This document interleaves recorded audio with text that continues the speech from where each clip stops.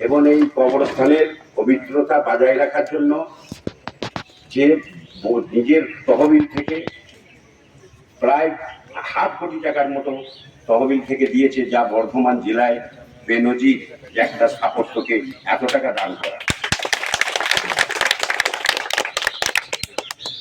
এরপর জানাই যে আমি সেই আলওয়ালিয়া সাহেব এবং উপস্থিত হয়েছেন আমাদের এমএলএ সৈকত পাঁজা, যে আমার পুত্র সম। আমি ওকে যথেষ্ট স্নেহ করি। ওর বাবা আমার খুব ঘনিষ্ঠতা ছিল, সজলদা।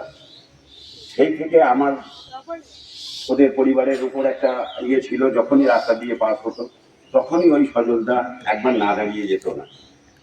তাই সৈকতকে আমি বলবো, আশীর্বাদ করি, তুমি এই নবনির্বাচিত নতুন পথে তুমি যেন সফল হও এবং মানুষের পাশে দাঁড়িয়ে মানুষের ভালো হও। আজ এমএলএ থেকে এমপি হও, এমপি থেকে প্রধানমন্ত্রী মুখ্যমন্ত্রী হও। এই আশীর্বাদ করে তোমার আমার বক্তব্য আমি শেষ করছি। ধন্যবাদ সম্মানীয় শেখ সুফলান মহাশয়কে তার মূল্যবান বক্তব্য রাখার জন্য। এরপর আমি অনুরোধ করব আমাদের বর্তমান বিধায়ক সম্মানীয় সৈকত পাঁজা মহাশয়কে তার অভিজ্ঞতার 2-4 কথা বলার জন্য। আমাদের সঙ্গে সৈকতদার একটা আলাদা সম্পর্ক রয়েছে রাজনীতির মধ্যে। এরপরে এই গ্রামের সঙ্গেও সৈকতদার একটা আলাদা সম্পর্ক রয়েছে। আমরা সেই সৈকতদার মুখ থেকে আমরা 2-4 কথা শুনে নেব তার পূর্বতন অভিজ্ঞতা। নমস্কার। আজকের এই মহতী অনুষ্ঠানে আমাদের মধ্যে উপস্থিত আছেন আমাদের সম্মানীয় এক্স এমপি এস আলওয়ালিয়াজি। উনি শুধু এমপি নন, বিগত দিনেও আমি যখন প্রথম এই দলে যখন 2020 সালে আমি যোগদান করি, ওনার পরামর্শ, ওনার আদর্শ নিয়ে আমি চলেছি এবং ওনার কাছ থেকে অনেক কিছু আমি শিখেছি। উপস্থিত আছেন আমাদের মধ্যে আমাদের বর্ধমান সাংগঠনিক জেলার সাধারণ সম্পাদক বিমান রায়, উপস্থিত আছেন এই মণ্ডলের সভাপতি পলাশ মণ্ডল, বর্ধমান জেলার প্রাক্তন সাধারণ সম্পাদক বিশ্বজিৎ পোদ্দার, প্রাক্তন যুব সভাপতি প্রদীপ মণ্ডল সহ আরম্ভ করে সম্মানিত মঞ্চ এবং আমার সামনে উপস্থিত এলাকার সকল সম্প্রীতিপ্রেমী মানুষ, সকলকে আমি নতমস্তকে আন্তরিক শ্রদ্ধা, সম্মান এবং প্রণাম জানাই। আপনারা জানেন হয়তো যে এই গ্রামের সাথে বা এলাকার সাথে আজকেই প্রথম নয়, দীর্ঘদিন ধরে আমার এখানে সবাই মোটামুটি পরিচিত মুখ, সকলের সাথে আমার একটা আলাদা সম্পর্ক, এটা ব্যক্তিগত সম্পর্ক প্রয়োজনের সাথে এখানে আছে। তো আপনাদেরকে আমি একটা কথা বলবো যে বিগত দিনে যেভাবে আপনাদেরকে মিথ্যা প্ররোচনা, মিথ্যা ভয় ভীতি দেখিয়ে রেখেছিল যে বিজেপি মানে মুসলিম বিরোধী, আমরা বলতে চাই বিজেপি মানে মুসলিম বিরোধী নয়, বিজেপি মানে মানুষের সাথে, মানুষের স্বার্থে। তার জলজান্ত উদাহরণ আমাদের আলওয়ালিয়াজি। উনি যে কর্মকাণ্ডে এখানে যুক্ত হয়েছিলেন বিগত 5 বছর যখন এমপি ছিলেন, আমাদের অনুরোধে শুধু এখানে না বহু জায়গায়, তখন আমাদের এমএলএ ছিল না, আমরা ওনার মাধ্যম দিয়ে অনেক কাজ আমরা পেয়েছি। এবং এটুকু আপনাদেরকে জানিয়ে রাখি, আপনারা হয়তো শুনেছেন আগামী দিনে ন্যামারি থেকে গাইঘাট যে রেল প্রকল্প, সেই প্রকল্প শুরু হতে চলেছে। তো আপনাদের জেনে রাখা উচিত, আপনারা হয়তো জানেন যে আমাদের সম্মানীয় এর সাংসদই এটা সেন্ট্রাল বাজেটে ইন্ট্রোডিউস করি এটা পাস করেছিলেন। তার জন্য আমরা মন্তেশ্বর বিধানসভার তরফ থেকে, মন্তেশ্বরবাসীর তরফ থেকে আমরা এস আলওয়ালিয়াজিকে অসংখ্য ধন্যবাদ এবং আমরা কৃতজ্ঞতা জানাই। কারণ আপনার প্রচেষ্টা না থাকলে আগামী দিনে যে রেল এত বড় একটা প্রকল্প শুরু হতে চলেছে মন্তেশ্বর বিধানসভার বুকে, এইটা তো হতো না। তো আমি অনুরোধ করব আপনারা সকলে এলাকায় এলাকায়, নিজের নিজের গ্রামে এলাকায় সম্প্রীতি বজায় রাখুন, শান্তি শৃঙ্খলা বজায় রাখবেন। আমাদের সরকার, আমরা সব সময় আপনাদের পাশে আছি। যেটুকু সুবিধা অসুবিধা হবে, আপনারা জানেন যে আমাদের ডবল ইঞ্জিন সরকার এখন তৎক্ষণাৎ ঠিক আছে আমরা যে কোনো সমস্যা নিয়ে আপনারা আসবেন, আমরা আপনাদের পরিষেবা দেওয়ার জন্য প্রতিবদ্ধ। আমরা বলেছিলাম যে আমাদেরকে আগামী 5 বছর আপনাদের পরিষেবা দেওয়ার আপনারা সুযোগ দিন।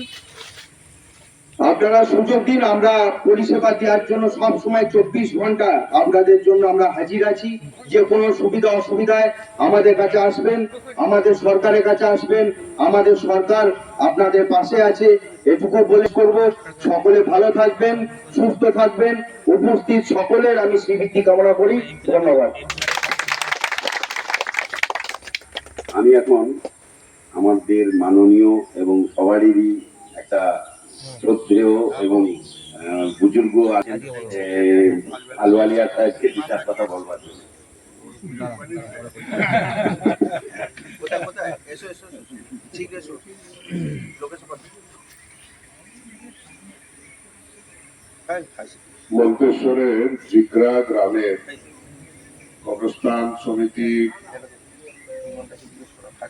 মহাসচিব আর সদস্যগণ, মঞ্চে উপস্থিত আমার ভাই সৈকত পাঞ্জা, আপনাদের প্রতিনিধি আর সম্মানিত মঞ্চ,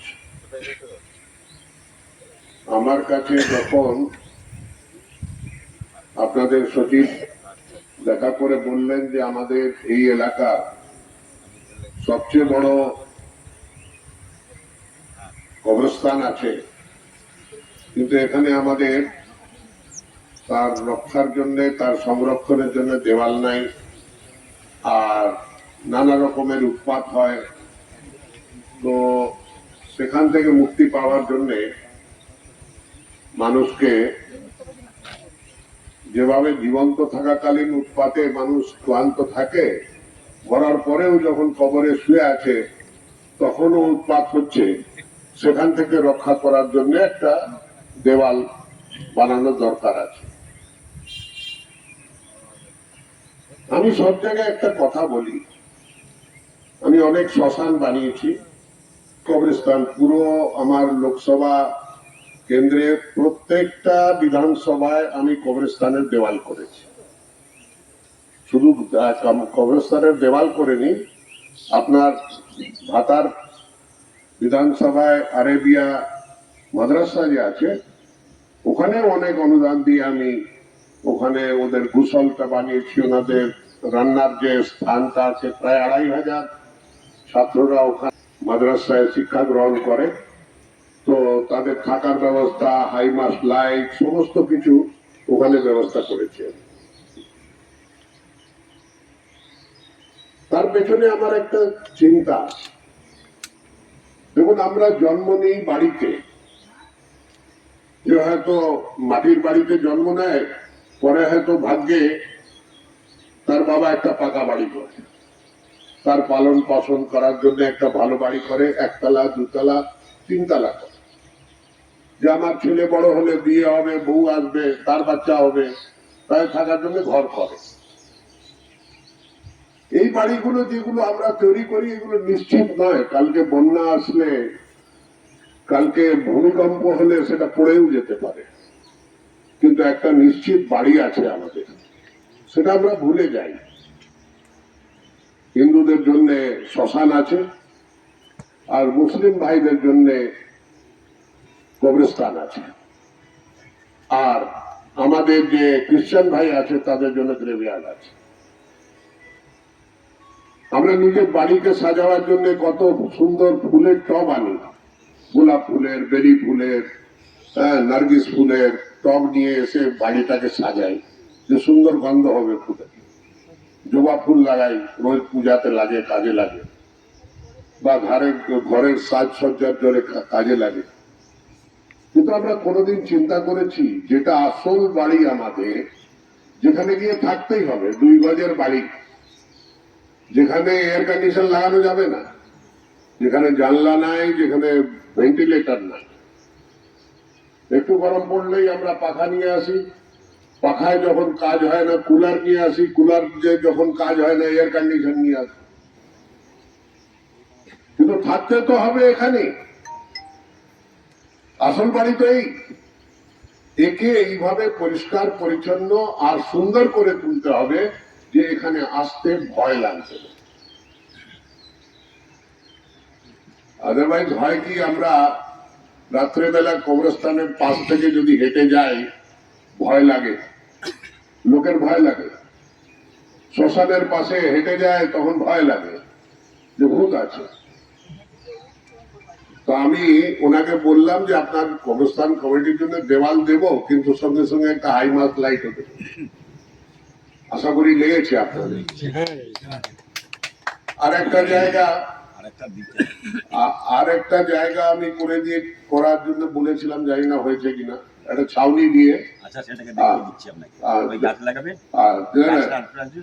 যেখানে যেখানে যখন কবর করতে আসে লোকে তখন ওখানে বসার জন্য,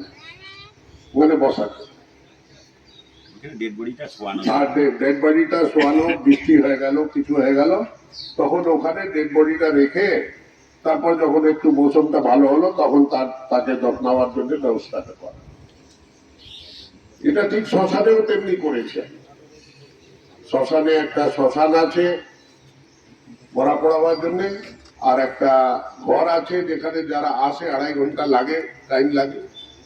সে 2.5 ঘন্টা সময়ের মধ্যে কোথায় বসবে, কোনো ছাউনি নেই, তো একটা ঘর করেছে। আর একটা যেখানে ডেড বডিটাকে চান করায় সেই জায়গাটা বানিয়েছে, আর একটা হাই মাস্ট লাইট দিয়েছে। এটার পেছনে আমার একটাই থাকে যে কি সরকার এর জন্য টাকা দেয়।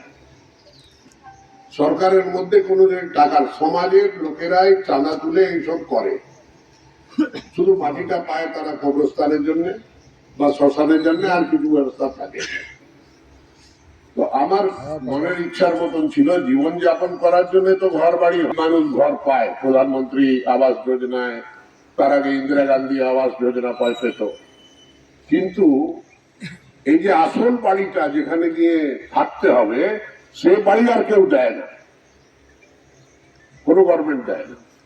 তো যাতে শান্তিতে ওখানে থাকতে পারে সেই পরিবেশটা তুলে ধরার জন্য আপনারা যে এই গাছগুলো লাগিয়ে দেন, গাছগুলো তো বহুত ভারী হয়। হ্যাঁ, গাছগুলো অনেক ভারী ভারী গাছ হয়, গাছ লাগাতে হয় যেটা প্রদূষণ থেকে মুক্ত করবে। যেমনি আমরা বলি পঞ্চবটিতে একটা পিপল গাছ যেটা 24 ঘন্টা অক্সিজেন দেয়, একটা বট গাছ 24 ঘন্টা অক্সিজেন দেয়, নিম গাছ 24 ঘন্টা অক্সিজেন দেয়, আর একটা বেল গাছ, আর একটা আমলকি গাছ।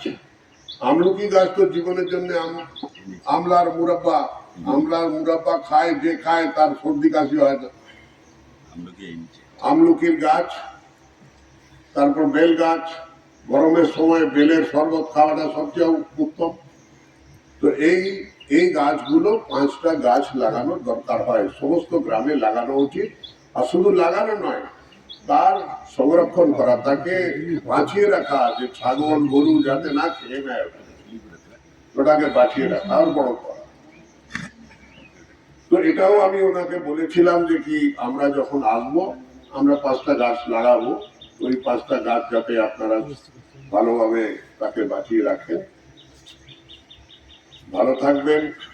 আমার করণীয় যদি কিছু থাকে, এবার আমি এমপি হতে পারিনি কারণ আমার সিটটা চেঞ্জ করে দিয়েছিল, আর সিটটা যদি 10 দিন আগে হয়তো চেঞ্জ করতো তখন হয়তো হতে পারতাম, কিন্তু আল্লাহ মিয়া কি মঞ্জুর করে রেখেছে জানি না, একটা দরজা বন্ধ করে তো 100 দরজা খোলে। তো আমি এটাই বিশ্বাস করি, নিশ্চয়ই কোনো না কোনো ভালো জায়গায় কোথাও কোনো জায়গায় বসাবে যেখানে জনসেবা করতে পারবো আমি। তো এই আশায় আমি আছি, কারণ কি আমার তো স্বপ্ন ছিল, আমি সবচেয়ে পুরনো একজন এমপি, 12 বছর পূর্ণ হয়েছে প্রধানমন্ত্রী, তার মধ্যে 10 বছর আমার আছে পশ্চিম বাংলায়, আমার 10 বছর। আমি দার্জিলিং এর এমপি ছিলাম 5 বছর, 5 বছর বর্ধমান দুর্গাপুরের ছিলাম। তো এই 12 বছরের মধ্যে 10 বছর আমি পশ্চিম বাংলায় কাজ করেছি। দেখতে আমি পাঞ্জাবি, কিন্তু আমি বাঙালি, বাংলার জন্য কাজ করেছি। আর ভবিষ্যতেও করতে থাকবো। রাজ্যসভায় পাঠানো হবে, রাজ্যসভায় 24 বছর ছিলাম। আবার যাবেন? না ওর থেকে বড় আসন আপনারা অপেক্ষা করছেন ওনার জন্য। 24 বছর, আমার 34 বছর হয়ে গেল সাংসদ, 34 বছর। আমার অর্ধেক জীবন পেরিয়ে গেছে আমার এজ এ পার্লামেন্ট। তো এখন জানি না কার ইচ্ছা কি আছে, কোথায় নিজের কাছে ডাকবে না অন্য কোনো জায়গায় বসাবে। তো এটাই তারই অপেক্ষায় আছি। আর আপনারা ভালো থাকবেন। আর নিজের পরিচয়টা, কেন কি একটা ইসলাম ধর্মের সবচেয়ে বড় মন্ত্র হচ্ছে, তার কাছে ইম্পর্টেন্ট রাজনীতি নয়, তার কাছে ইম্পর্টেন্ট সম্প্রদায়টা নয়, তার কাছে ইম্পর্টেন্ট আছে আল্লাহর ঘর আর ইমানের জিন্দগি। এই দুইটা জিনিস যে মানে সেই আসল মুসলমান। এর ছাড়া যে পথে ভ্রষ্ট হচ্ছে তারা কিন্তু মুসলিম সম্প্রদায়ের লোক নয়, তারা মুসলিম সম্প্রদায়কে বদনাম করছে, বদনাম করছে। ইমানের জিন্দগি যাওয়ার জন্য ইমানের এই 5টা আঙ্গুলের যে কামাই আছে, ইমানের কামাই, সেটা খাওয়ার জন্য আর সেটাই দিন দুনিয়ার জন্য সাহায্য করার জন্য তারই ব্যবস্থা। বাস হয়ে গেল। আর এবার আসি আমরা বৃক্ষরোপণ করি, বৃক্ষরোপণ রাখি। ধন্যবাদ।